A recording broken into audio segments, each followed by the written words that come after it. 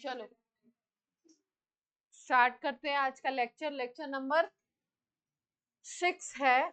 आज हम लोग बात करेंगे कोलिजन थ्योरी की, टेम्परेचर डिपेंडेंसी की, रेट के ऊपर, रेट कांस्टेंट के ऊपर टेम्परेचर डिपेंडेंसी की बात करेंगे, है ना।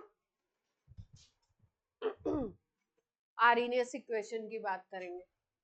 तो सबसे पहला टॉपिक है अपना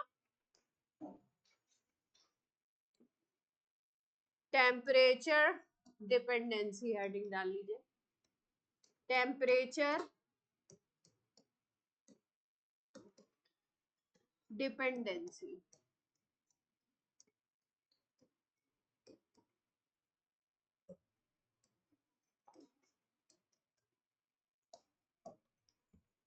ऐसा देखा गया है कि अगर टेम्परेचर आप 10 डिग्री केल्विन या 10 डिग्री सेंटीग्रेड राइज करते हो, 10 डिग्री का राइज करते हो टेम्परेचर का, तो रेट लगभग लगभग 2 टाइम्स इंक्रीज हो जाता है, या 2 to 3 टाइम्स, 2.5 टाइम्स या 2.3 टाइम्स या 3 टाइम्स या 2 टाइम्स, है ना।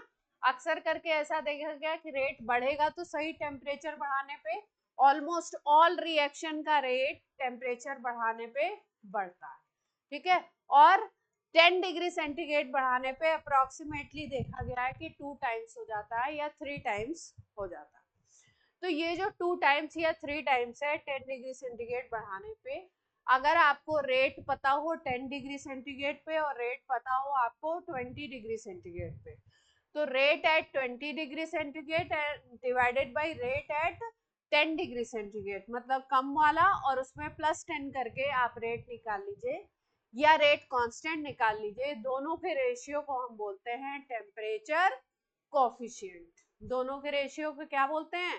Temperature coefficient.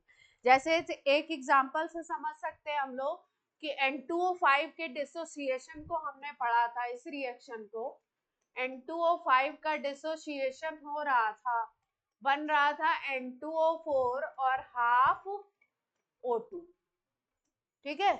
इसका डेटा रिपोर्टेड है कि अगर आप इसका हाफ डिकम्पोजिशन देखते हो, हाफ डिकम्पोजिशन आप देखिए, मतलब x ले लिया तो x/2 खत्म हो जाए। इसका हाफ डिकम्पोजिशन अगर आप देखो तो 50 डिग्री सेंटीग्रेड पे देखते हो तो 12 मिनट में हो जाता है ये रिएक्शन।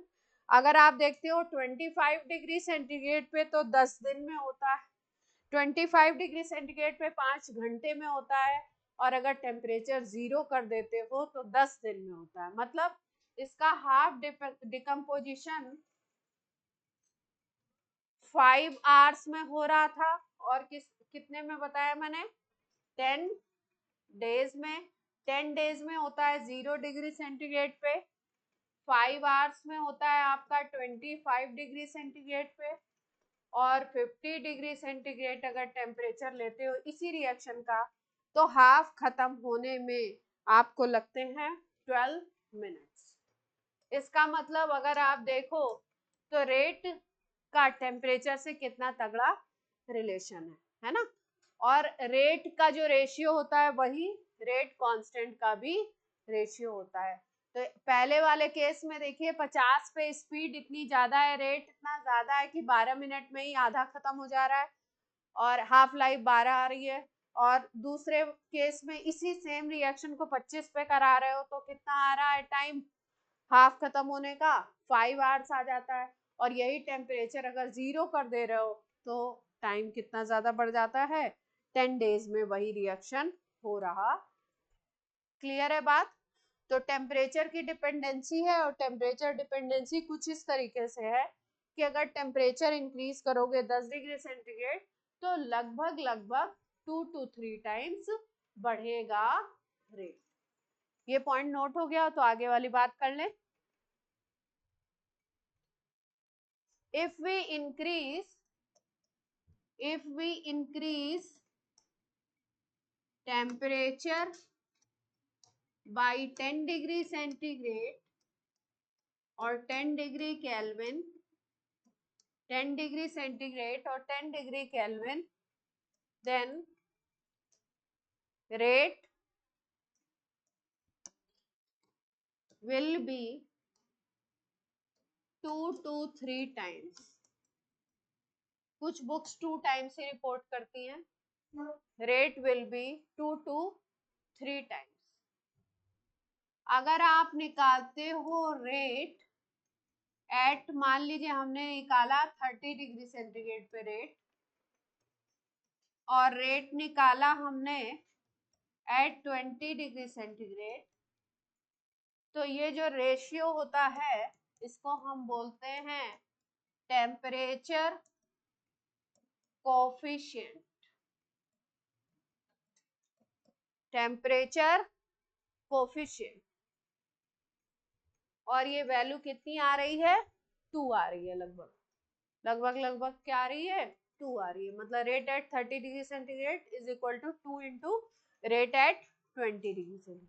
यही सेम रेशियो आपको रेट कांस्टेंट का भी मिलता है. के एट 30 डिग्री सेंटीग्रेड ले लिया अगर आपने, और के एट 20 डिग्री सेंटीग्रेड ले लिया, तो यही रेशियो मिलेगा. इसी रेशियो को हम क्या बोलेंगे? Temperature coefficient. नोट कर लीजिए. टेम्परेचर कोफिशिएंट की कोई यूनिट होगी?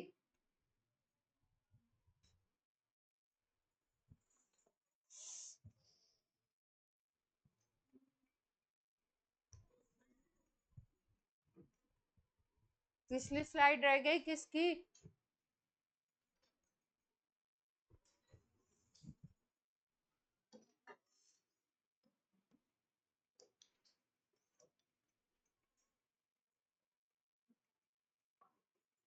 नोट कर लिया? PU PU PU. हर्षित हो गया क्या फर्स्ट स्लाइड?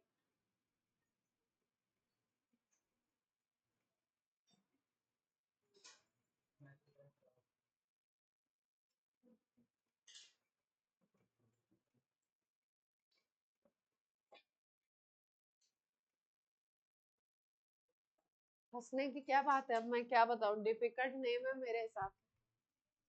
थोड़ी दिक्कत होती है. अभी क्या कर सकते हैं? रेट कांस्टेंट और टेम्परेचर और एक एनर्जी बोली जाती है एक्टिवेशन एनर्जी, इसके बीच में एक रिलेशन है, उसको हम लोग करने जा रहे हैं. उस रिलेशन को हम लोग बोलते हैं, क्या बोलते हैं? Arrhenius equation. तो हेडिंग डाल लीजिए आर्हेनियस इक्वेशन. इंपॉर्टेंट है.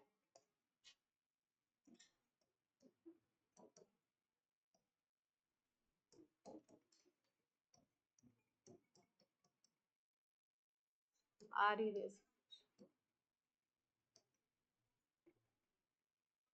Arrhenius equation. आर्हेनियस इक्वेशन पहले लिखते हैं, फिर एक एक चीज का मतलब.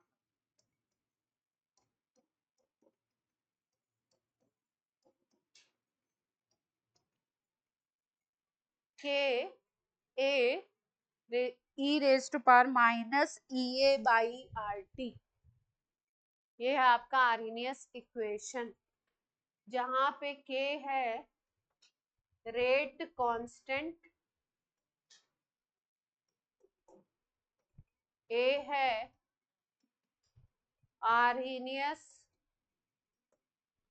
कांस्टेंट,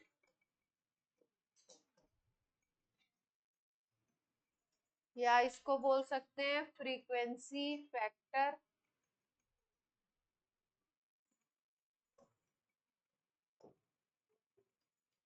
या इसका एक और नाम है pre pre pre pre pre pre exponential factor.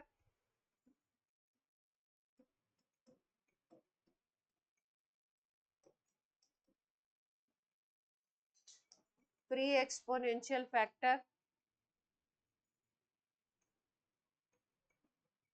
ये होता है एनर्जी ऑफ एक्टिवेशन या एक्टिवेशन एनर्जी. क्या क्या होती है अभी समझाते हैं. आर आपको पता ही है, गैस कांस्टेंट होता है. वैल्यूज हमेशा चेंज सेम रहेगी, इसीलिए बोलते हैं यूनिवर्सल गैस कांस्टेंट। टी है आपका टेम्परेचर इन केल्विन, रिएक्शन जिस भी टेम्परेचर पे हो रहा होगा, टी है temperature in kelvin.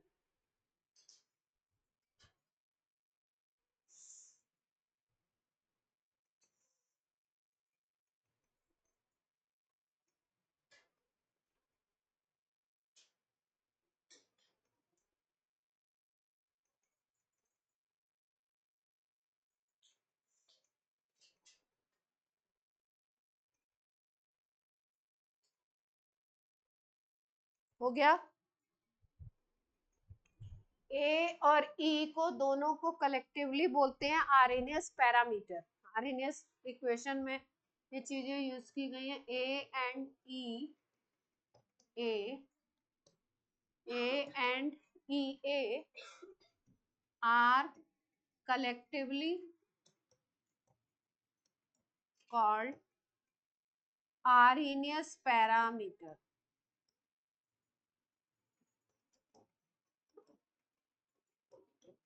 Parameters.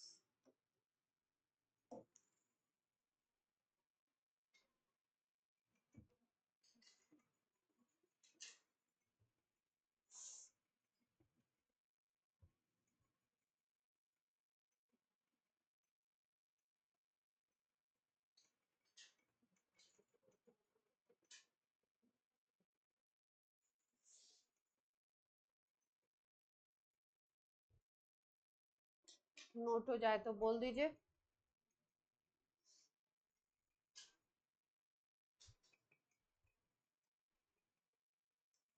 Online note हो गया?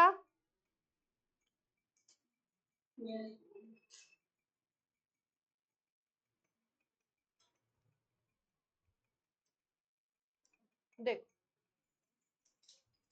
जैसे मान लो कोई रिएक्शन हो रहा है, सपोज एक रिएक्शन होता है, हाइड्रोजन और आयोडीन आपस में रिएक्ट करते हैं और बनाते हैं HI।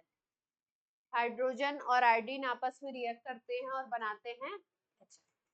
तो ये जो रिएक्शन होता है ये कुछ इस तरीके से होगा। मान लो H और H के बीच में सिंगल बॉन्ड है ना, I और I के बीच में सिंगल बॉन्ड है।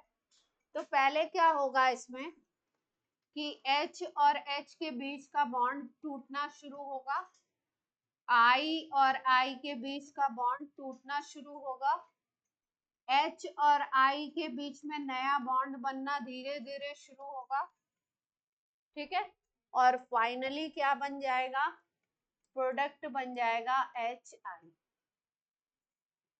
एच एच के बीच का बॉन्ड ब्रेक होना स्टार्ट हुआ, आई आई के बीच का बॉन्ड ब्रेक होना स्टार्ट हुआ, एच और आई के बीच में नया बॉन्ड बनना स्टार्ट हुआ, और बीच में एक इंटरमीडिएट स्टेट आई, इसको बोलेंगे इंटरमीडिएट, या इसी को हम बोलते हैं एक्टिवेटेड कॉम्प्लेक्स। इसको क्या बोलते हैं, बीच की ये जो स्टेट बनी है इंटरमीडिएट, इसी को हम बोलते हैं एक्टिवेटेड कॉम्प्लेक्स। और फिर क्या बन गया हमारा, प्रोडक्ट बन गया। फिर क्या बन गया, ये था रिएक्टेंट और बीच में बना इंटरमीडिएट जिसको हमने बोला एक्टिवेटेड कॉम्प्लेक्स, और फिर क्या बन गया हमारा, प्रोडक्ट। ये इंटरमीडिएट ट्रांजिशन स्टेट होगा, हाँ कह सकते हैं।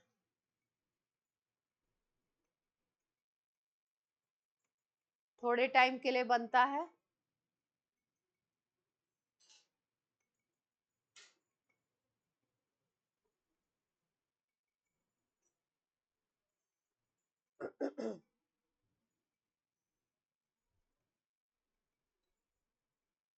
बना लिया।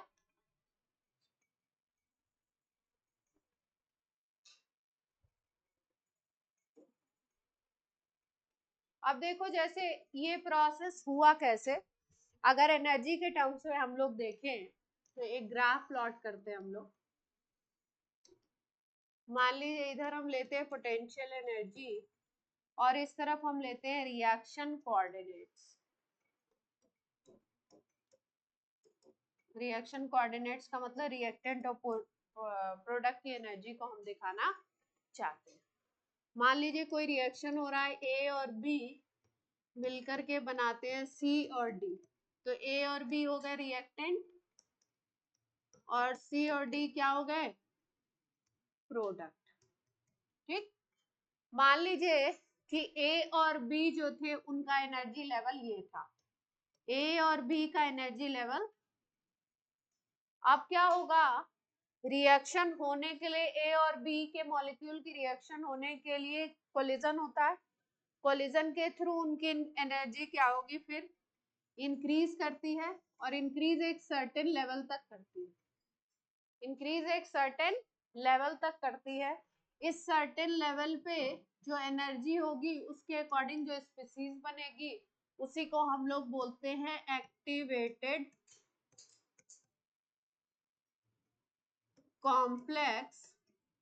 और फिर उसके बाद वो किसमें कन्वर्ट हो जाएगा, मान लो यहाँ इस एनर्जी पे वो प्रोडक्ट बना लेता है। प्रोडक्ट की एनर्जी ये है सी एंड डी बनी। तो ये थे आपके रिएक्टेंट, यहां से इनको ये एनर्जी मिली, एक्टिवेटेड कॉम्प्लेक्स बना और फिर उसके बाद इन्होंने क्या बना लिया, प्रोडक्ट बना लिया। तो अगर ध्यान से देखो तो रिएक्टेंट की एनर्जी पहले थी, रिएक्टेंट की अगर केवल एनर्जी बोलो तो इतनी एनर्जी थी रिएक्टेंट के पास, ER कह सकते हो इसको, रिएक्टेंट की एनर्जी इतनी थी। अब क्या हुआ, उसको इतना यहां से लेकर के यहां तक इतना एक्स्ट्रा अमाउंट उसको एनर्जी जब मिला तब वो जाकर के प्रोडक्ट में कन्वर्ट हुआ। इतनी एनर्जी मिली तो उसने एक्टिवेटेड कॉम्प्लेक्स बनाया और फिर किस में कन्वर्ट हुआ, प्रोडक्ट में। अगर इसको इतनी एनर्जी नहीं मिलेगी, एक्स्ट्रा एनर्जी नहीं मिलेगी तो ये प्रोडक्ट में कन्वर्ट नहीं होगा। तो वो अमाउंट ऑफ एनर्जी जो उसके पर मोल को चाहिए होती है प्रोडक्ट में कन्वर्ट होने के लिए, उसी को हम लोग बोलते हैं एक्टिवेशन एनर्जी। मतलब पहले रिएक्टेंट के पास इतनी एनर्जी थी, अब उसको इतना एक्स्ट्रा अमाउंट ऑफ एनर्जी कहीं से मिली, तब वो किस में कन्वर्ट हुआ, प्रोडक्ट में। तो ये एक्स्ट्रा अमाउंट ऑफ एनर्जी को हम लोग क्या बोलते हैं, एक्टिवेशन एनर्जी। इसका मतलब कि इसको टोटल कितना चाहिए था, अगर रिएक्टेंट की बात करो तो रिएक्टेंट को टोटल कितना चाहिए था, इसको बोलते हैं ई थ्रेशोल्ड। इसको ई थ्रेशोल्ड कितना चाहिए था, जिसका जितना इसका पहले एनर्जी था इतनी तो एनर्जी इसकी ऑलरेडी थी, प्लस इसको और एक्स्ट्रा कितना चाहिए था, EA चाहिए था, एक्टिवेशन एनर्जी चाहिए थी। तब ये किस में कन्वर्ट हुआ, प्रोडक्ट में कन्वर्ट हो गया। कहाँ, ई थ्रेशोल्ड, रिएक्टेंट लिख दिया, रिएक्टेंट। E2 के पहले ET के पहले रिएक्टेंट। तो ई थ्रेशोल्ड उसको कितना मिला, पहले उसके पास खुद का मान लो 2 जूल था उसके पास, और उसको प्रोडक्ट में कन्वर्ट करने के लिए 10 जूल चाहिए। उसकी एनर्जी कितनी होनी चाहिए टोटल, 10। तो 8 जो होगा उसको क्या बोला जाएगा, 8 अमाउंट को 8 जूल पर मोल को बोलेंगे activation energy of that reactant. हाँ हाँ, इसमें दोनों केस हो सकते हैं, ज्यादा भी हो सकती है और कम भी हो सकती है। अगर यहाँ पे देखो तो आपको दिखाई दे रहा है रिएक्टेंट की एनर्जी ज्यादा है और प्रोडक्ट की एनर्जी का लेवल कम है।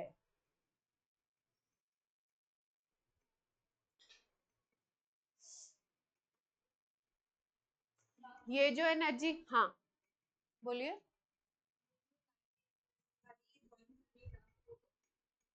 ये कोई ग्राफ नहीं है, ये बस यहाँ इसका लेवल है, ये दिखाया जा रहा है रिएक्टेंट, एनर्जी बढ़ती हुई दिखाई गई है ना, और प्रोडक्ट की एनर्जी का लेवल ये।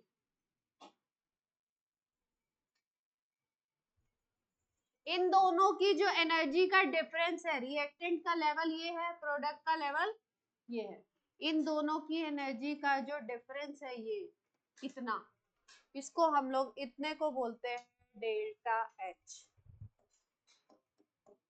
एंथैल्पी ऑफ रिएक्शन क्या बोलते हैं इसको? Enthalpy of reaction delta H.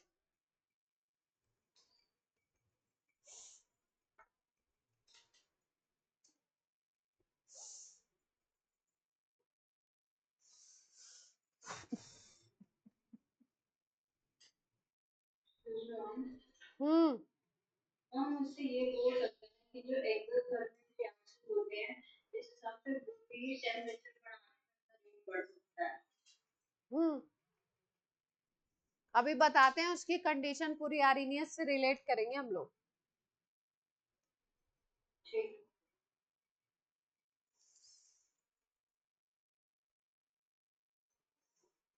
हो गया, ग्राफ बना लिया।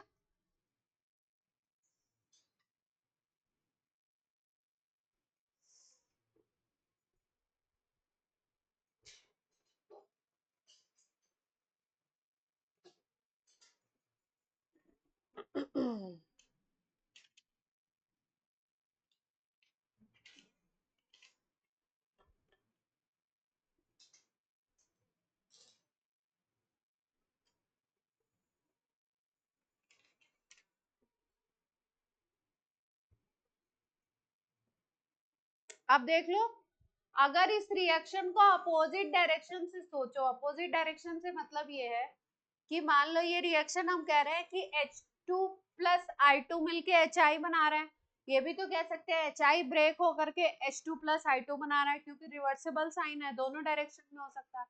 तो अगर दूसरे डायरेक्शन से आप देखोगे तो क्या देखोगे कि प्रोडक्ट की एनर्जी इतनी थी, इस लेवल पे थी, अब इसको कितनी एनर्जी चाहिए, यहाँ तक की एनर्जी टोटल चाहिए, फिर उसके बाद ये किस में कन्वर्ट होगा, रिएक्टेंट में कन्वर्ट होगा। तो अगर ये EA है आपका रिएक्टेंट के लिए, तो इसको हम बोलते हैं EA फॉर फॉरवर्ड रिएक्शन। क्या बोल सकते हैं? EA for forward reaction. और अगर ये वाला है प्रोडक्ट के लिए, तो इसको हम बोल सकते हैं EA फॉर बैकवर्ड रिएक्शन। ठीक है, तो ये वाला जो EA है, जिसको हमने सिंपल EA लिखा है, ये क्या हो जाएगा, EA फॉर फॉरवर्ड रिएक्शन, और ये जो EA है ये क्या हो जाएगा, EA for backward reaction. EAF जो हमने लिखा, activation energy for forward reaction, या रिएक्टेंट लिख सकते हैं, और EA बैकवर्ड जो होगा वो क्या होगा, EA for activation energy for backward reaction.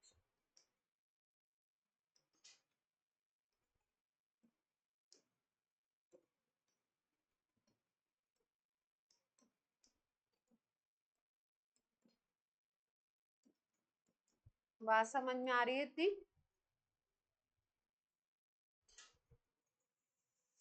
अगर दूसरे तरफ से E थ्रेशोल्ड लिखोगे तो क्या लिखोगे, EA बैकवर्ड प्लस जो प्रोडक्ट की एनर्जी होगी प्लस कर देंगे, तो वो थ्रेशोल्ड हो जाएगा।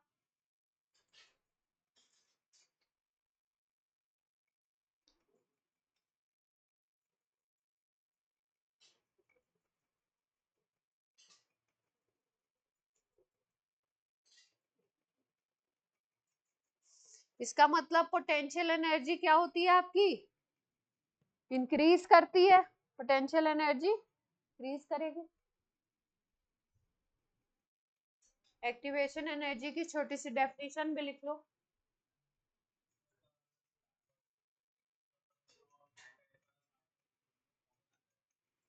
हाँ, साइन चेंज होगा। हाँ, एक ही रिएक्शन के लिए अगर जैसे हम लिखते हैं, ये कह रहे डेल्टा एच का फैक्टर, मान लो हमने लिखा कोई reaction N2 plus 3H2 gives 2NH3, और यहाँ पे मान लो डेल्टा एच हम लिखते हैं -500 जूल पर मोल ये इस तरफ से सोच रहे हो, अगर इस तरफ से सोचोगे डेल्टा एच इधर के लिए लिखनी है तो डेल्टा एच अपोजिट हो जाएगी, फिर है ना, अपोजिट के लिए प्लस में आ जाएगी, यही चेंज आएगा। ये तो थर्मोकेमिस्ट्री में सीखा ही हमने कि रिएक्शन को जब रिवर्स करते हैं तो हाँ हाँ, नहीं नहीं, क्यों फर्क पड़ा। एक्टिवेशन एनर्जी की डेफिनेशन लिख लो थोड़ा सा, ये स्लाइड नोट हो गई, एक्टिवेशन एनर्जी हेडिंग डाल लो। कभी कभी डेफिनेशन पूछ लेते कि ये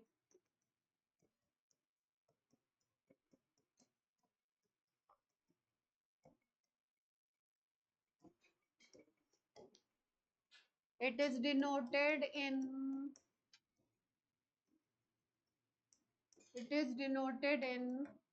जूल पर मोल, एक मोल के लिए लिखते हैं इसको, जूल पर मोल में इसको एक्सप्रेस करते हैं। It is extra amount of energy required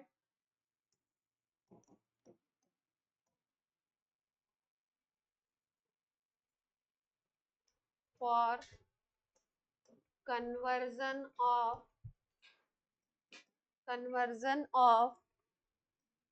reactant into product,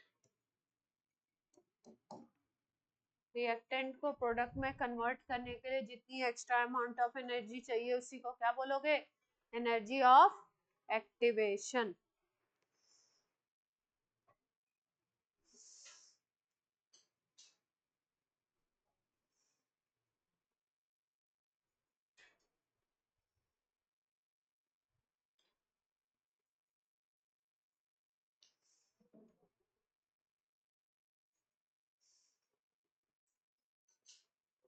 ठीक है,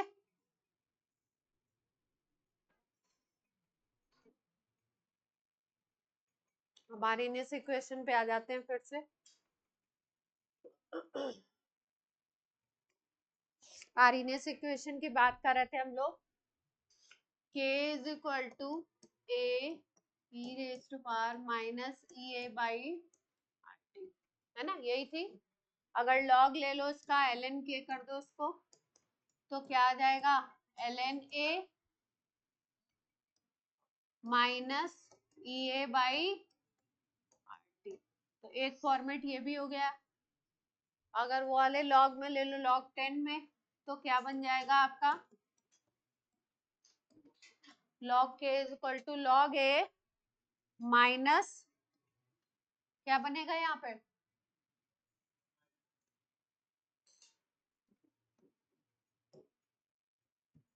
ये बनेगा,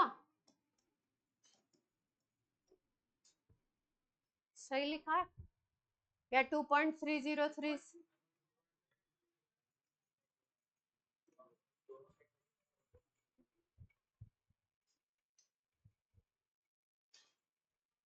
क्या बनेगा फैक्टर,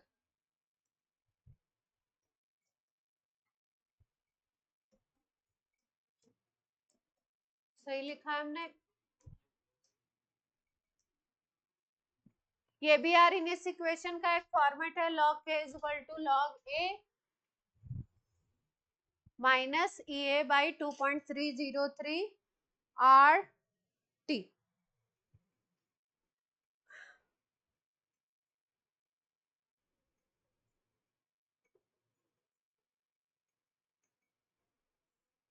अगर ग्राफ खींचना चाहें y is equal to m x plus c बना करके, तो पहले वाले में क्या ग्राफ आ जाएगा, अगर ln k लेते हो जा, ln k ले लो और यहाँ पे ले लो 1/t, ln k और 1/t के बीच में ग्राफ खींचना चाह रहे हैं, तो स्लोप आएगा आपका नेगेटिव, है ना, और इसका स्लोप कितना बनेगा, स्लोप बन जाएगा आपका माइनस EA/R, है ना। और अगर इंटरसेप्ट की बात करो तो इंटरसेप्ट कितना बनेगा,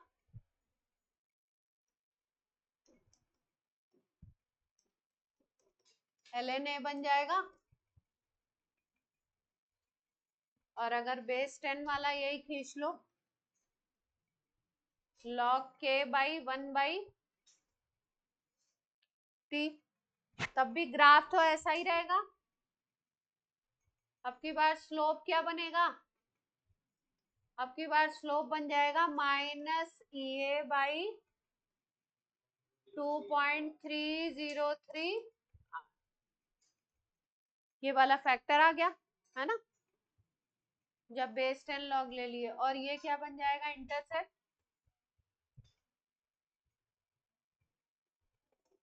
लॉग के। कोई दिक्कत, इंपॉर्टेंट है ये ग्राफ।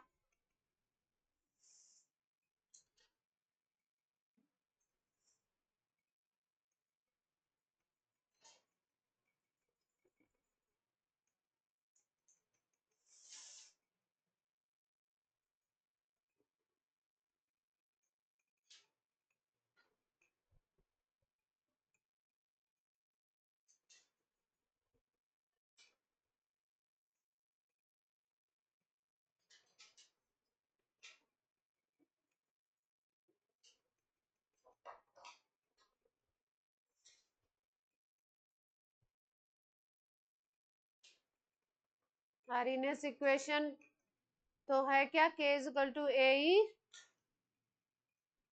पावर कितनी लगानी है, माइनस EA/RT। और अगर लॉग का फॉर्मेट ले लें, log K is equal to log A minus EA/2.303 RT।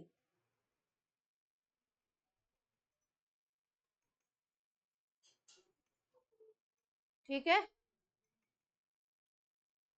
अगर किसी इक्वेशन में आपको स्लोप दिया हो तो EA निकाल सकते हैं, अगर स्लोप दिया हो तो EA की वैल्यू निकाल लेंगे, एक्टिवेशन एनर्जी ये लगा करके slope is equal to EA/2.303 R, ये लगा देंगे तो आपका क्या आ जाएगा, एक्टिवेशन एनर्जी निकल आएगी, है ना।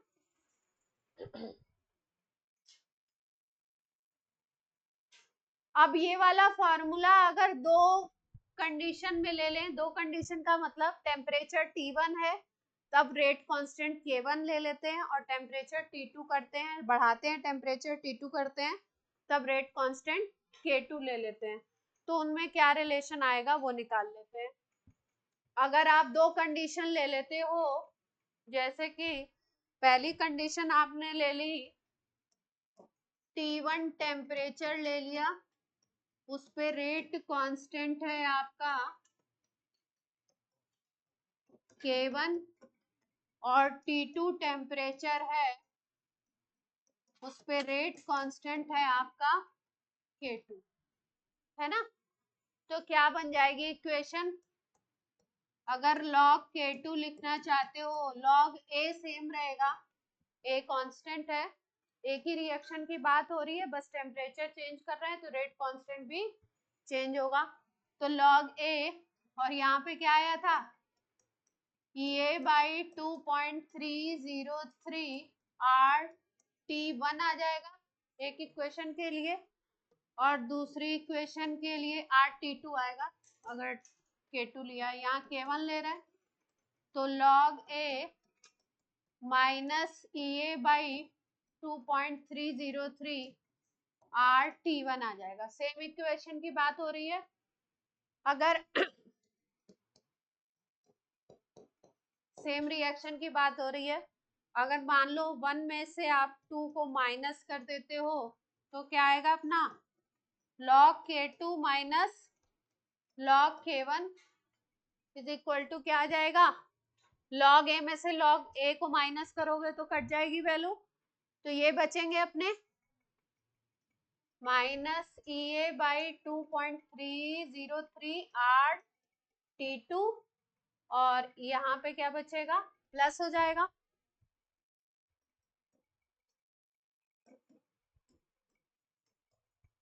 ये T1 हो जाएगा प्लस होके, फिर कॉमन ले लेते हैं यहाँ पे, क्या क्या कॉमन ले सकते हैं, EA बाई 2.303 R, ये पूरा कॉमन ले लें तो वैल्यू क्या आ जाएगी अपन अपनी 1/T1 माइनस 1/T2। क्लियर है बात?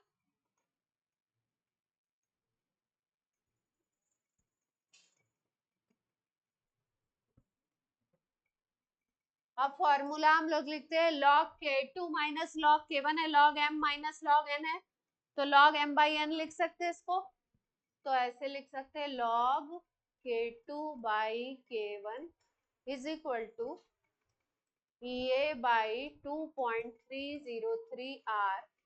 फाइनल फॉर्मूला ये याद रखेंगे 1/T1 माइनस 1/, दो टेम्परेचर दो रेट कांस्टेंट, दोनों के बीच में रिलेशन निकाला गया किससे, Arrhenius equations. log K2 by K1 is equal to EA by 2.303 R, 1/T1 minus 1/T2।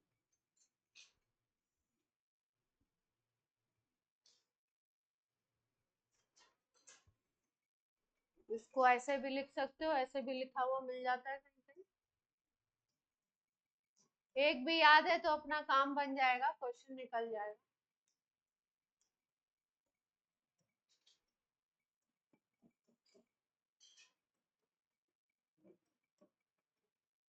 T2 minus T1 by T1 T2।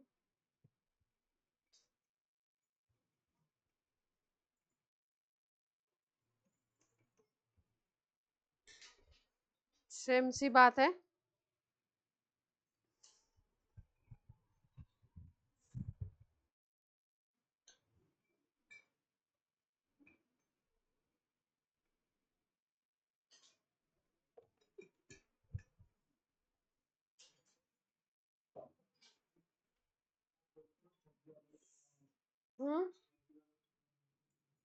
Hmm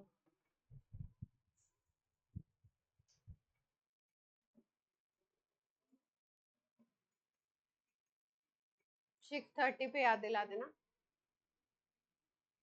note हो जाए तो बोल दीजिए।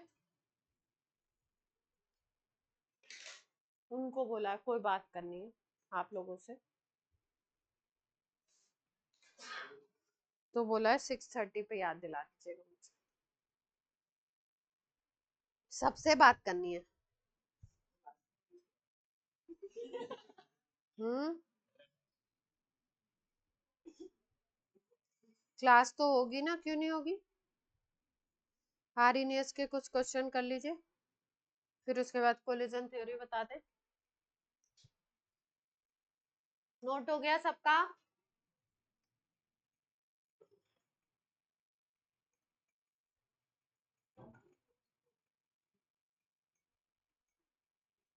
एनसीईआरटी वगैरह कर डालो, धीरे धीरे खत्म करो।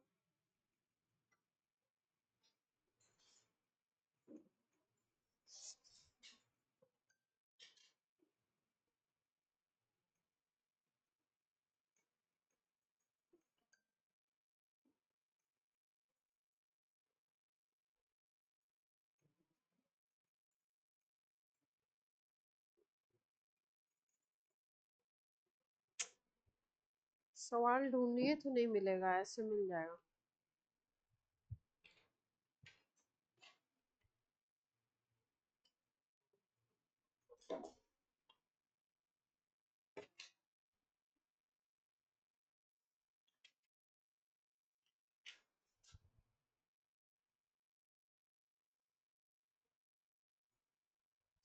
रेट कांस्टेंट, क्वेश्चन लिख लो, rate constant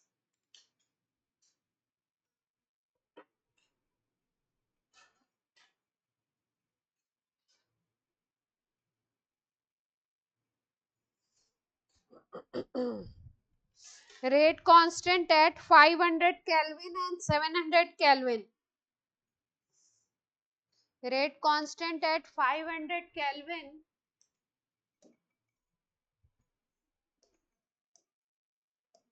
K at 500 Kelvin and 700 Kelvin are, ये दे रखे हैं आपके 0.02 second inverse, 0.02 second inverse and 0.07 second inverse.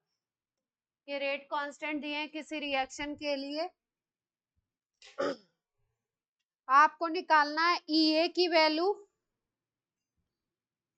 And A at 500 Kelvin। EA and A निकालना है at 500 Kelvin।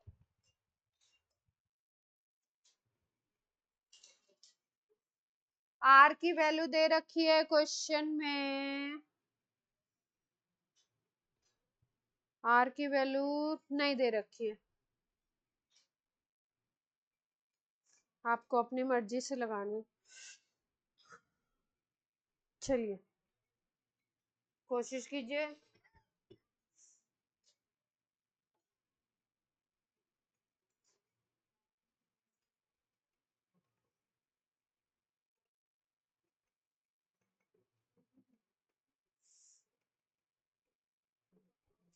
ये निकालना है और ए निकालना है। पहले ये निकालिए, अभी जो लास्ट फॉर्मूला बताया उससे ये निकल आएगा।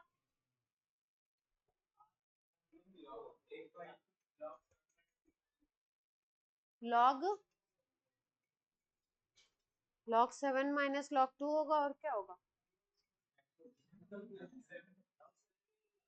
दिया नहीं है मुझे यहाँ पे। 7 2 को तोड़ फोड़ के देख लो, कुछ है नहीं। 7 और 2 की वैल्यू दी तो नहीं है इन्होंने। 7 की वैल्यू शायद तो कुछ ऐसी हो सकती है।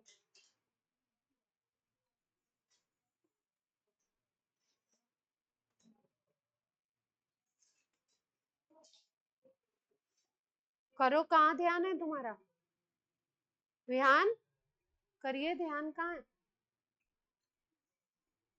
सुहानी करिए, आपसे सबसे पहले आंसर चाहिए आज मुझे। सुहानी और देवांशी सबसे पहले आंसर निकालेंगे। log 7 और log 7 की वैल्यू में दिक्कत आएगी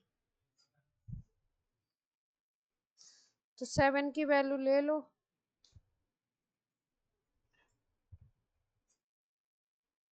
जो वैल्यू वहां पे आएगी वैसे वो दे देते हैं अक्सर करके। 0.845 log 7 की वैल्यू है 0.845। 2 की तो आपको पता ही होती है। जल्दी से निकाल के बता दीजिए।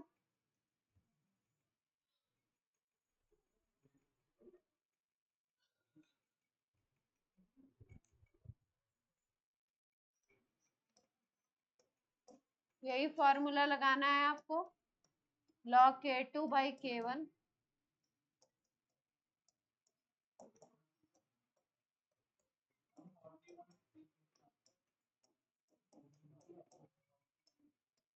यही लगाना है ना अपने को, T2 minus T1 by, तो log K2 K1 कितना है?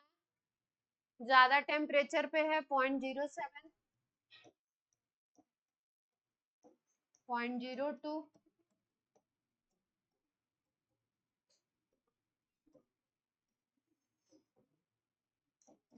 T2 कितना है? 7 माइनस कितना हो जाएगा?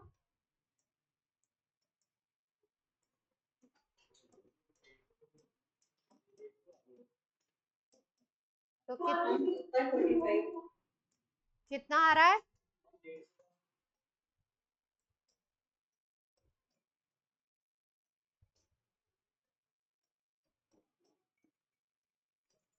उसको तो काट दिया है ना। अब ये निकालना है तो उधर कर देते हैं। log 7 माइनस log 2 यही होगा ना, और मल्टीप्लाइड बाय 2.303, आर हो गया 8.314 ले लेते हैं, और 700 डिवाइडेड बाई 2, यही होगा। कुछ छूटा तो नहीं? अब 7 की वैल्यू कितनी बताई थी मैंने? 0.845 थी 7 की, और ये होती है 0.3010 होती है आपकी किसकी? 2 की। तो माइनस कर लेते हैं, तो ये आ गया 0.544, है ना। अब ये वैल्यू लगेगी पूरी, तब आंसर आपका आ जाएगा। अब रख के करना पड़ेगा। आंसर मैं बता देती हूँ, इसका आंसर कितना है। आंसर आ रहा है 150 कहाँ से आ रहा है? हमने जूल में ही तो रखा है सब। 18230, 18,000 के करीब आ रहा है जूल में। 18,230, 18,230.8 जूल।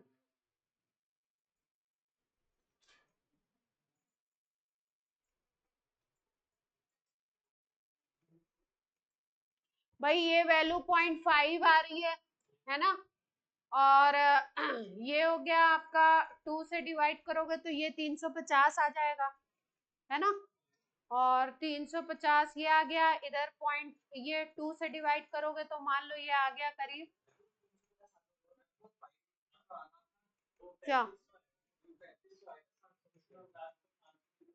कहाँ? अच्छा 5 छूट गया अपना।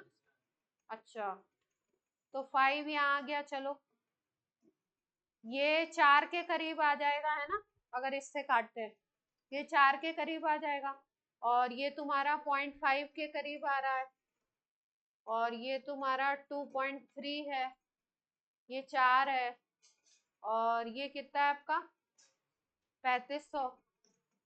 ऐसा है ना वैल्यू ओवरऑल में अगर देखे तो ये 4 है, ये 0.5 हटा दो तो ये 2 के करीब हो गया। अब 2 मल्टीप्लाइड बाई 2.3 4.6 के करीब हो गया। अब 4.6 मल्टीप्लाइड बाई 3500, है ना। तो हम लोगों ने अप्रॉक्स से अप्रॉक्स करके वैल्यूज को छोटा भी तो कर लिया है। यहाँ पे एग्जैक्ट आंसर है 18230.8 जूल, ये की वैल्यू है।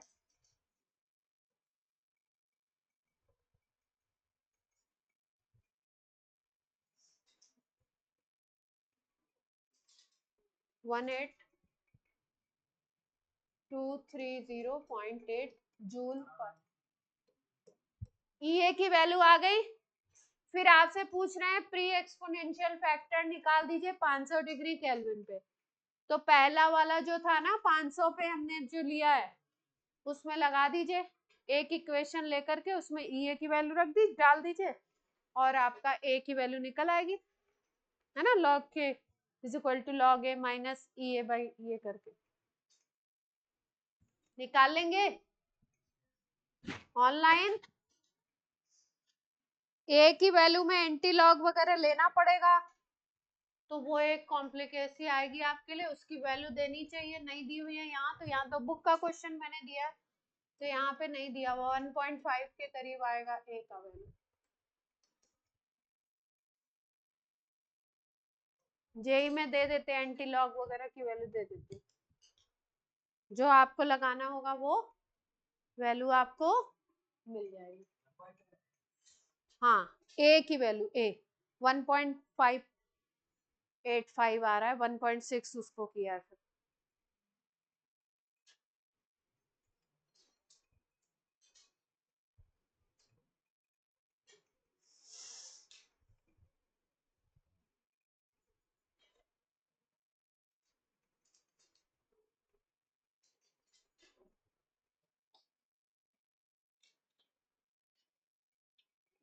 ठीक है,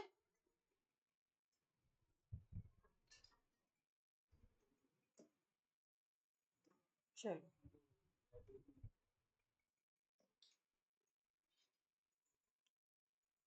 आंसर लिख लो, फिर एग्जैक्ट सॉल्व करके देखना घर पे एग्जैक्ट निकल रहा है इतना कि नहीं आ रहा।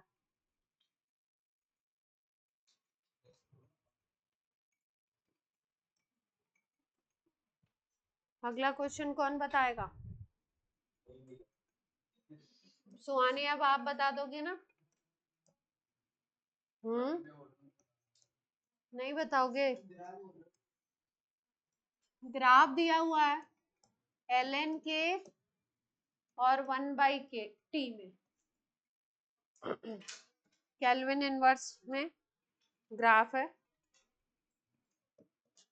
0 0 है आपका, यहाँ पे कहीं 10 है, यहाँ पे कहीं 20 है वैल्यू। इस तरीके से ग्राफ दिया हुआ है 1 2 3 4, ये इक्वल है ना?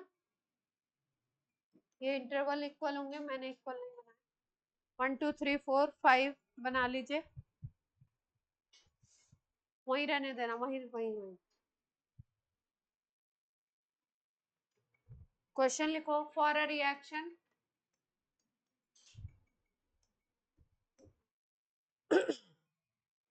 ln के और 1/t के बीच का ग्राफ है।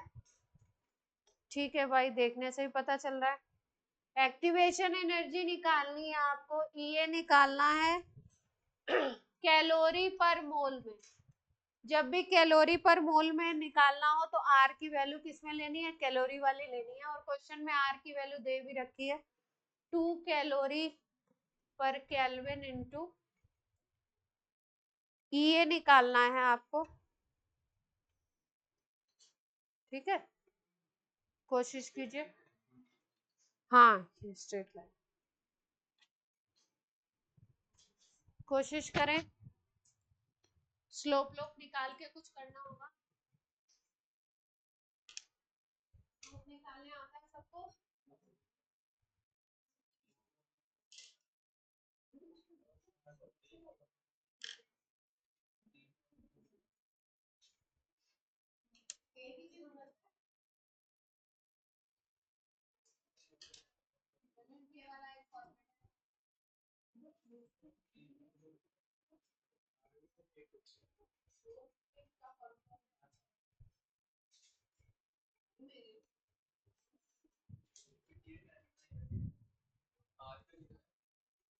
2 कैलोरी, सी ए लिखा हुआ, कैल्शियम लिख दिया मैंने।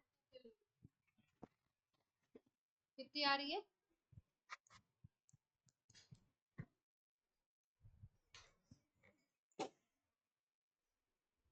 माइनस में कैसे आ रही है?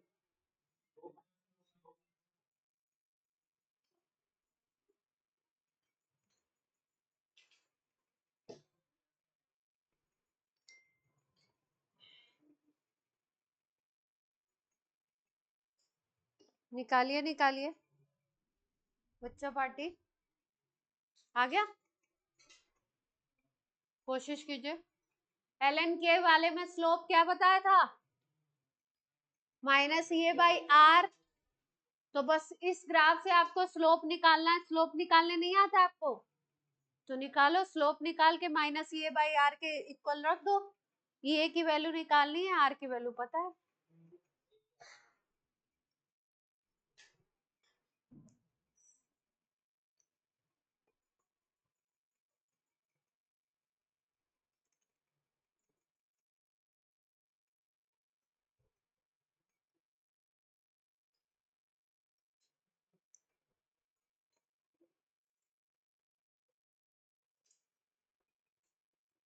हो गया? हाँ, 8 है। 8 आ रही है वैल्यू।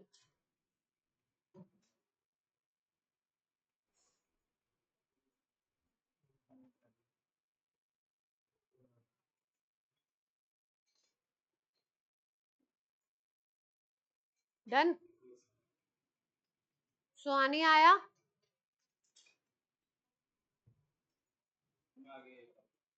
स्लोप कैसे निकालेंगे? स्लोप का क्या फॉर्मूला?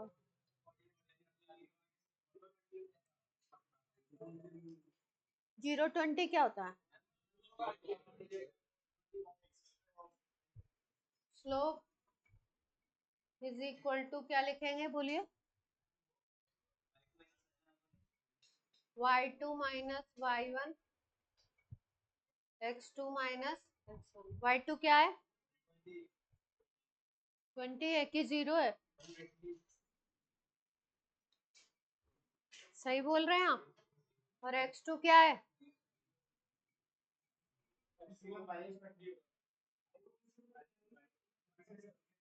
स्लोप नेगेटिव कैसे आएगा,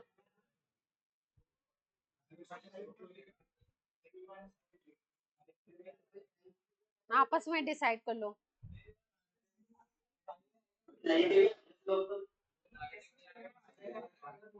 अरे फिश मार्केट लगाने की जरूरत नहीं है मैथ्स के नहीं, हम किसी को नहीं मानेंगे, आप एक स्ट्रिक्ट रूल बताइए।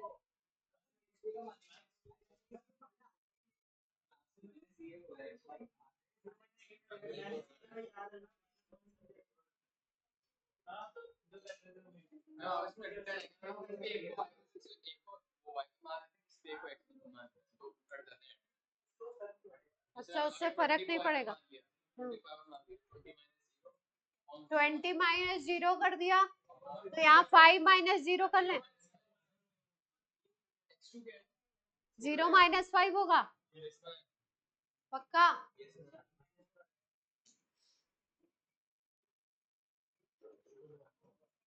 स्लोप आ गया आपका -4, तो अब क्या आ जाएगा, स्लोप का फॉर्मूला था कितना, -EA/r।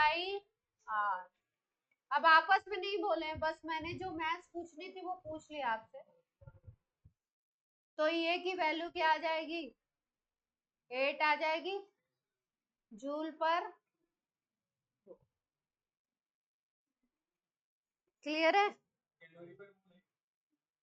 हाँ कैलोरी पर मोल, जूल में तो है नहीं।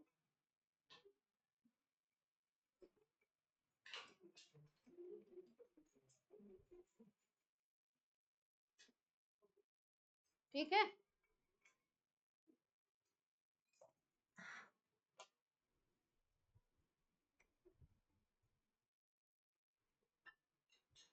सबका आ गया 8, ऑनलाइन में सबका आया, प्रथमेश, हर्षित तिवारी, प्रथमेश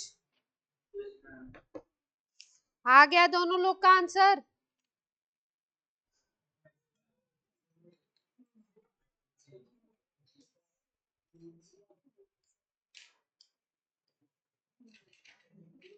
अब कर लेंगे आरएनएस के क्वेश्चन, इजी है, ज्यादा टफ नहीं है।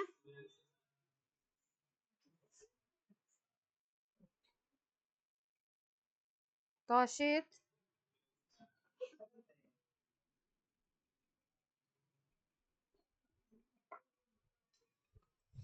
चलिए एक और कर लीजिए, तब फिर वो एनर्जी बैरियर और वो सब कॉन्सेप्ट आपको समझा दिया जाए। 22 में आरएनएस पे बड़े सवाल आए हैं।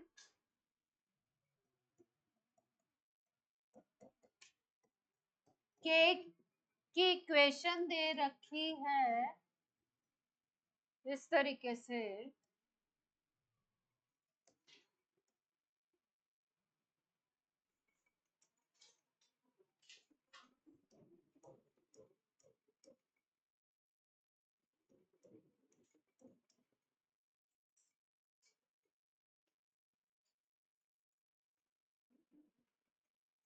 is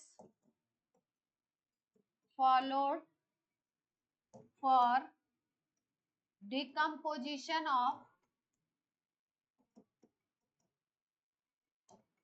a compound A, किसी कंपाउंड ए के डिकम्पोजिशन के लिए के ये रिएक्शन को फॉलो करता है। एक्टिवेशन एनर्जी निकाली, ये कैलकुलेट करना है आपको किलो जूल पर मोल में, यूनिट चेंज कर दिए, जूल से किलो जूल कर दिया, नियरेस्ट इंटीजर तक निकालना है। आर का वैल्यू दे रखा है 8.314,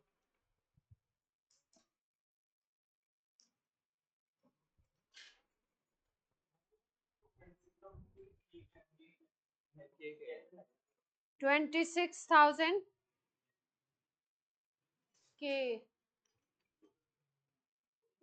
केल्विन कैसे होगा?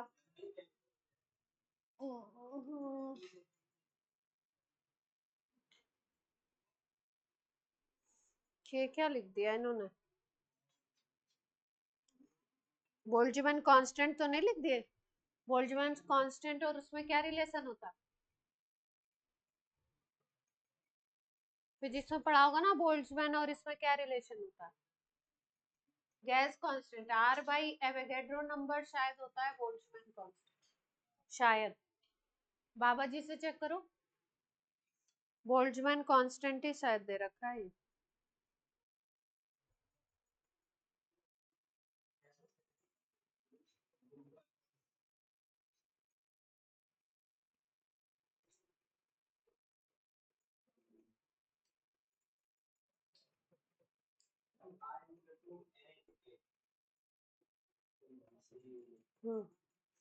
R is equal to n into K.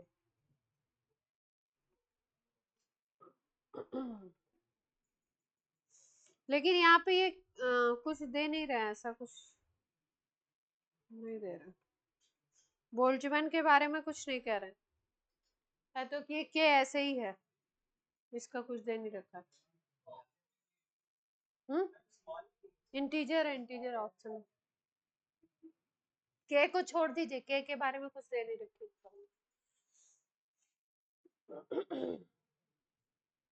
तो 26,000 ले लीजिए, जो वैल्यू आपकी है ओरिजिनल इक्वेशन से कंपेयर करिए। आंसर हाँ सही निकाल के दिखाइए, आसपास आंसर इस बार नहीं चाहिए। मैम 216 216 सही है, निकालो तुम लोग। जब तक इधर उधर देखते हो तब तक आंसर आ जाता है। हाँ तो अब हटा दिया ना मैंने कि ये बोल्ट्जमैन नहीं है, के नहीं है, ऐसे ही लिखा हुआ है, के हटा दो।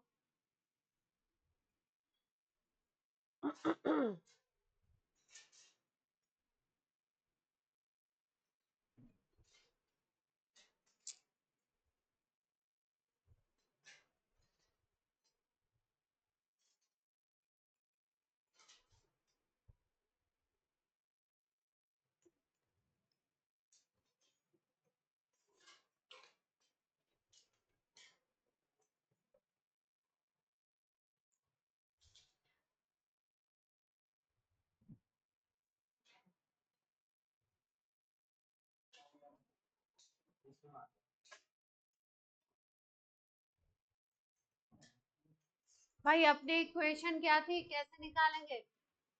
अपनी ओरिजिनल इक्वेशन क्या थी? k is equal to A ई, इसके पावर यही तो था, है ना? तो अब अपने पास क्या दे रखा है? a तो ये हो गया, एक्सपोनेंशियल फैक्टर ये हो गया, e ये रहा। अब e के ऊपर जो भी चीज पावर में है वो क्या है? e a by R T है। तो यानी हमारे पास आ गया minus E A by R T is equal to -2600 by T. यही तो आया, टी से टी उड़ गया। अब ई ए की वैल्यू क्या आ जाएगी? सीधे सीधे ई ए की वैल्यू आ गई आपकी 2600 मल्टीप्लाइड बाई आर। ऐसे तो करेंगे,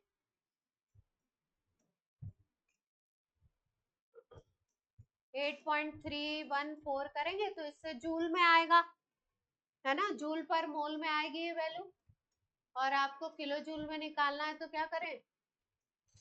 1000 से डिवाइड कर दोगे तो यहाँ 26 मल्टीप्लाइड बाई 8.314 आ जाएगा, है ना?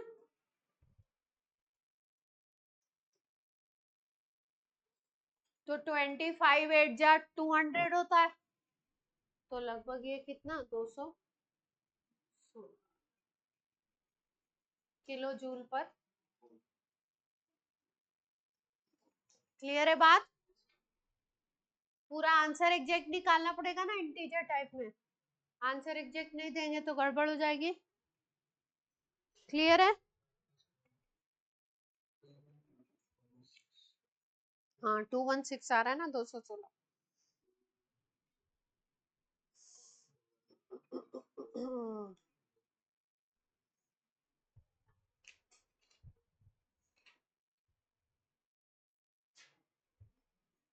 हम वैसे के है हम्म हम वैसे ही के बना के क्यों है? अगर देखो ई के ऊपर हमने क्या रखा था, अगर इसके बारे में सोचे, ई के ऊपर हमने रखा था ई ए बाई आर रखा था ना, तो ई ए बाई आर की यूनिट देखो जरा क्या बनेगी। ई ए बाई आर की यूनिट देखो क्या, ई ए बाई आर की यूनिट क्या बनेगी? अरे यूनिट यूनिट यूनिट, ई ए की यूनिट क्या थी? जूल पर मोल थी, और आर की यूनिट क्या है? जूल पर मोल इनटू केल्विन। तो केल्विन ऊपर चला जाएगा ना, तो इसलिए ये केल्विन है ना? समझ गए बच्चों? ये यूनिट दे रखी है, ई ए बाई आर लिखते हैं तो ई ए की यूनिट है जूल पर मोल, और इसकी यूनिट है जूल पर मोल इनटू केल्विन, यही था ना? तो ये तो सारा उड़ गया, केल्विन ऊपर चला गया, यानी ई ए बाई आर की अगर यूनिट बोलोगे तो के आ जाएगा, तो ये केल्विन ही था। क्या था? केल्विन।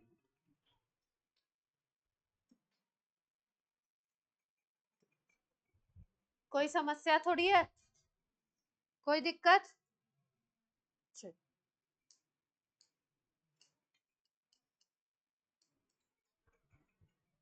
हेडिंग डालिए, क्या हुआ?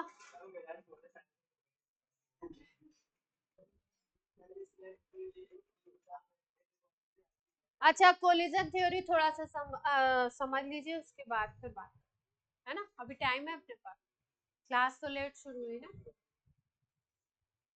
कोलिजन थ्योरी हेडिंग डाल लीजिए,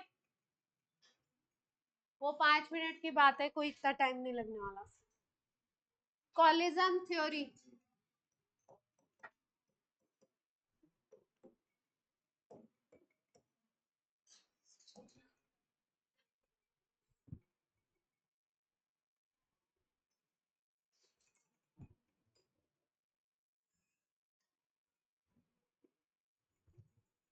कोलिजन थ्योरी में बात करी जा रही है कोलिजन्स की, कि भाई कुछ ऐसे होते हैं जिनको आप बोलोगे इफेक्टिव कोलिजन, और कुछ ऐसे होंगे जिनको बोलोगे इनइफेक्टिव कोलिजन। इफेक्टिव का मतलब क्या है कि भाई रिएक्टेंट कोलाइड कर रहे हैं प्रोडक्ट बनाने के लिए, आपस में टकरा रहे हैं प्रोडक्ट बनाने के लिए, उनकी कितनी भी एनर्जी हो, उनका कोई ओरिएंटेशन हो, एक्स वाई जेड कोई भी ओरिएंटेशन हो आपस में, उनकी कितनी भी एनर्जी हो, अगर रिएक्टेंट प्रोडक्ट नहीं बना पाता है तो उसके कोलिजन को हम क्या बोलेंगे? इनइफेक्टिव। मान लो 4 मॉलिक्यूल, 2 मॉलिक्यूल आपस में टकरा रहे हैं, टकराते जा रहे हैं, लेकिन प्रोडक्ट में कन्वर्ट नहीं हो पा रहे हैं, इसका मतलब उनका कोलिजन क्या है? इनइफेक्टिव है।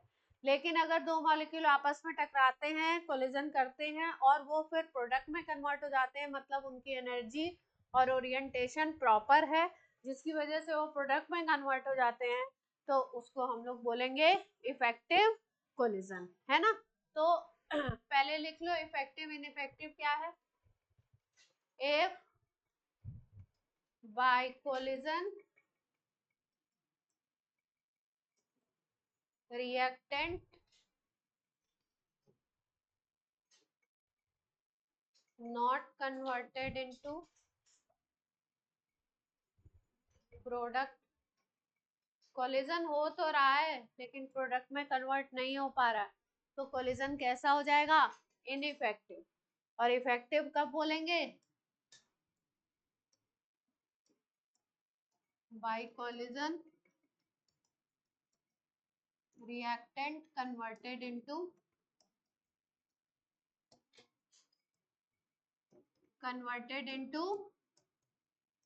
products, रिएक्टेंट प्रोडक्ट में कन्वर्ट हो जाए।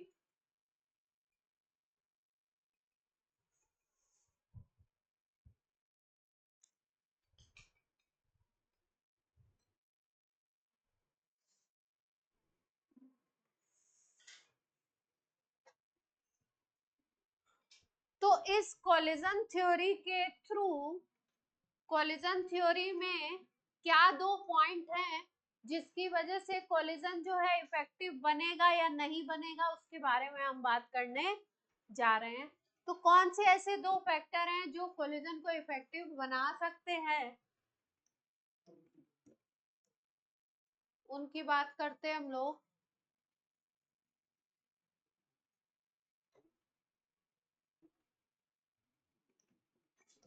Factors related to effective collision, कौन कौन से दो फैक्टर हैं? उसमें पहला फैक्टर है आपका, first factor is energy factor, या इसी को बोलते हैं energy barrier.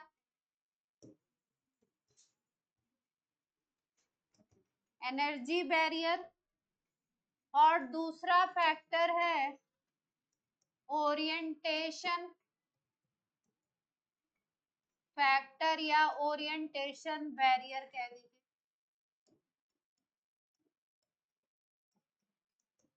Orientation barrier.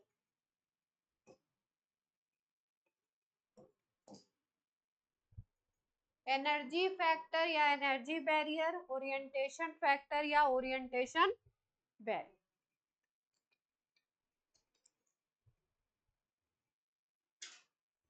Energy factor का क्या मतलब है, देखिए जैसे एक एग्जांपल लेके बात करते हैं।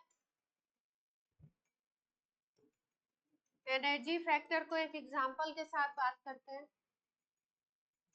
नोट हो गया? मान लीजिए कि ए और बी के बीच में रिएक्शन हो रहा है, सी और डी ये रिएक्टेंट रहे आपके, और ये बन रहे हैं आपके प्रोडक्ट। ठीक, अब मान लीजिए रिएक्टेंट की जो एनर्जी है ER है, मान लीजिए 2 किलो जूल पर मोल है। ठीक है, और इसको एक्टिवेशन एनर्जी चाहिए रिएक्टेंट को आपकी 10 किलो जूल पर मोल की, जिससे कि इसका E थ्रेशोल्ड बन जाए, टोटल एनर्जी इसकी हो जाए 12 किलो जूल पर मोल। ये रिक्वायर्ड है कि ये रिएक्शन, इसमें रिएक्टेंट प्रोडक्ट में तब कन्वर्ट होगा जब रिएक्टेंट की एनर्जी टोटल कितनी पहुंच जाए, 12 किलो जूल पर मोल पहुंच जाए।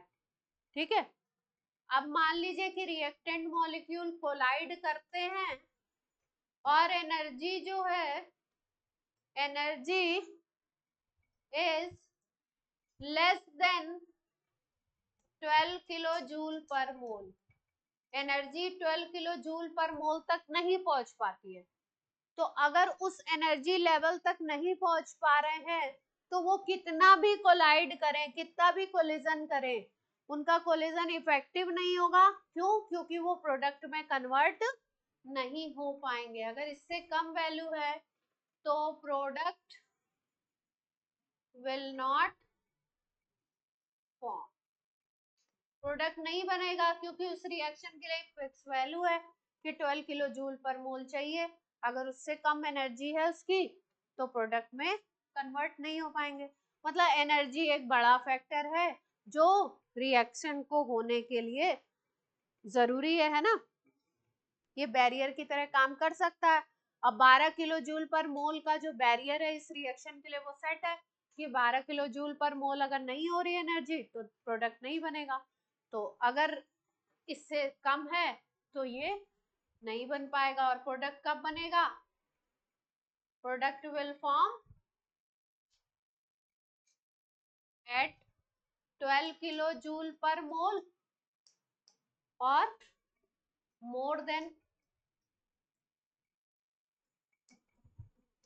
अगर कोलिजन इस तरीके का हो जाए कि उससे ज्यादा हो जाए एनर्जी या उसके बराबर तक पहुंच जाए तो क्या बन जाएगा? प्रोडक्ट बन जाएगा। यानी एनर्जी एक बैरियर है और उस हर रिएक्शन के लिए एक फिक्स वैल्यू होनी चाहिए एनर्जी की।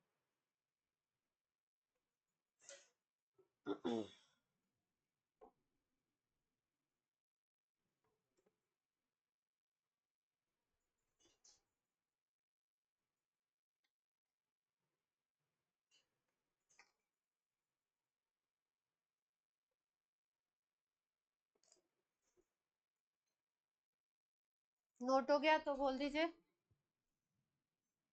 सेकंड फैक्टर डिस्कस कर लिया जाए। हम्म। ये जो जैसे एनर्जी है तो हम ये कह रहे हैं कि एनर्जी से कोलिजन बढ़ रहे हैं एनर्जी दे बढ़ेंगे ही ना, काइनेटिक एनर्जी बढ़ेगी। यस मैम मेरे को वही समझ में आया कि कोलिजन एनर्जी जब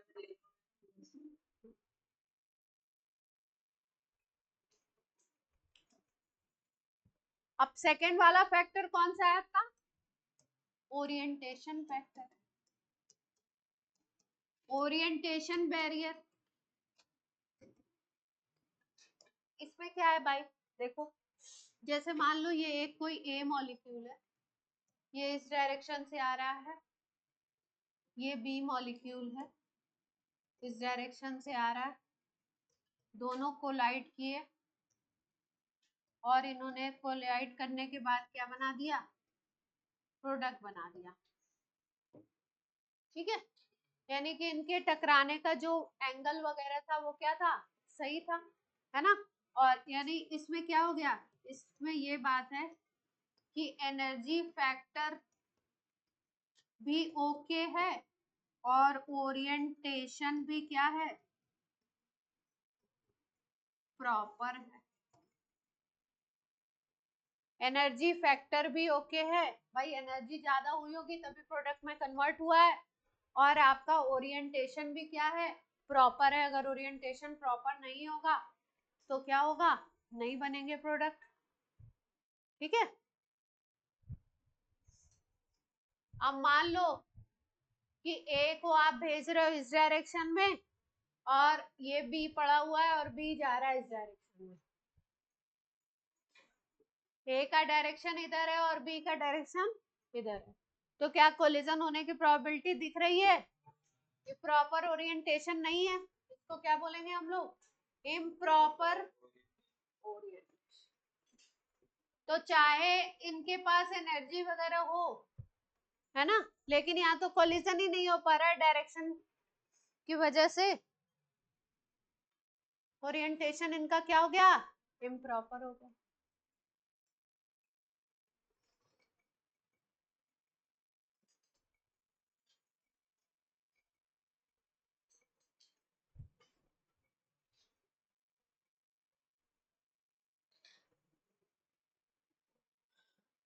किसके ऊपर अटैक करने आया, OH मान, 3 डिग्री एल्काइल हैलाइड है, OH मॉलिक्यूल अटैक करने आ रहा है, डायरेक्शन की बात कर रहे हैं। अब इधर से अगर देखोगे, इधर से OH मॉलिक्यूल आए इधर से या इधर से आए, है ना, और इसमें बनानी है हमको ये, क्या बनाना है हम इसको, इसमें हमको मान लो TS बनाना है, क्या बनाना है हमको, TS बनाना है मान लो। हाँ तो वही तो कह रही हूँ, TS बनाना है। तो अगर TS बनाना है आपको तो काइंड ऑफ क्या हो गया, SN1 की नहीं बात हो रही, किसकी बात हो रही है, SN2 की बात। तो SN2 में प्रॉपर ओरिएंटेशन की अगर बात करो तो SN2 में OH किधर से आना चाहिए, SN2 में किधर से आना चाहिए, अपोजिट साइड से आना चाहिए ना इसको।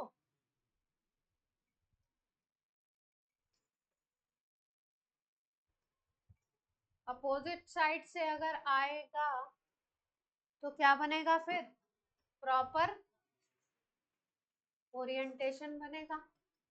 वो बात और है कि यहाँ पे हमने 3 डिग्री ले लिया तो स्टीरिक फैक्टर वेक्टर काम करेगा, 1 डिग्री होता तो बहुत अच्छा होता, है ना। बट प्रॉपर ओरिएंटेशन इसके लिए अगर SN2 हो रही है रिएक्शन तो क्या बनेगा, बैक साइड से आए,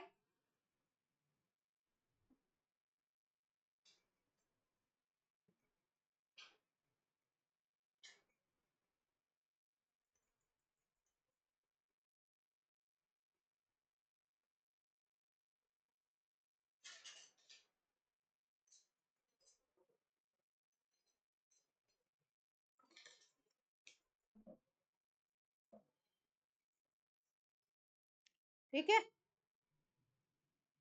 कल बात करेंगे हम लोग इसी में कोलिजन थ्योरी में एक फैक्टर आता है जेड, उस पे बात करेंगे, कभी कभी सवाल दे देते हैं, एनसीईआरटी में दिया हुआ है, तो थोड़ा सा उसको ज्यादा डिटेल नहीं करनी पर थोड़ी सी।